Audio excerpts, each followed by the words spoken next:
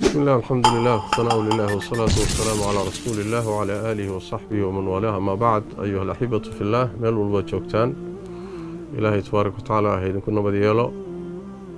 Waxaan doonayaa inaan idin iclaamiyo idinkuna tahniyadeeyo dhalashada bishii Ramadaan oo runtii ay sugnaatay aragtideedu caalamiyan meelo fara badan wadamada qaarkoodna maanta soddon buuxay u ahayd oo caawa si toosayba Ramadaankii u bilaabeen.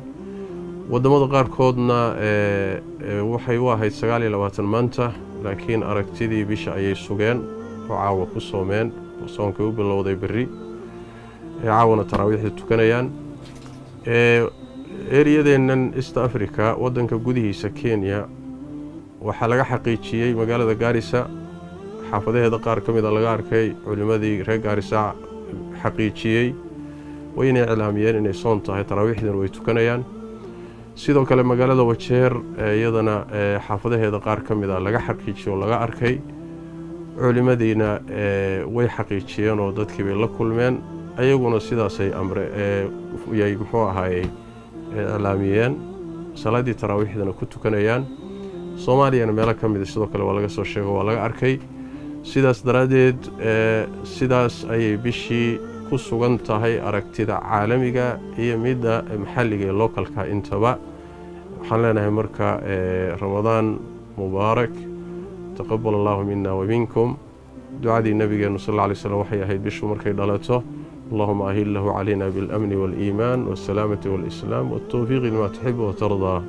إله بيش نوغل عليه إيمان يا أمان يا نبت قليو إينا نوافجي سو حضر عليك تهي تاسان كدو عيساننا إن شاء الله تعالى مركعاوة أو أي ثلاثة سوق الشيء أي رمضان كينو بلوضي بريو ثلاثة إن شاء الله تعالى والصومين بإذن الله تبارك وتعالى الله ينقع قبله. inta kadib runtii waxaa mudan inaan muslimiinta uga tacsiyeeyo meelo badan musiibadan cudurkan ina haysta oo meelo ay Nairobi ka mid tahay runtii masaajidii xidhan yihiin oo sanadkii labaad uu noo soo galay iyadoo masaajidii aan taraawiix lagu tukanayn bal salaadihii waajibka ay ka xidhan yihiin.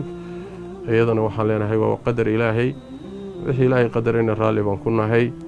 ilaahayna tabaaraka watacaala waxaan weydiisanaynaa inuu musiibadan inaga qaado aafadan inuu inaga qaado intii u dhimatay u naxariisto inta uu hayay xanuunkani hayana ilaahay tabaaraka watacaala inuu ka caafiyo inta aysan ku dhicin ilaahay inuu ka ilaaliyo ayaan ilaahay u weydiinaynaa tabaaraka watacaala.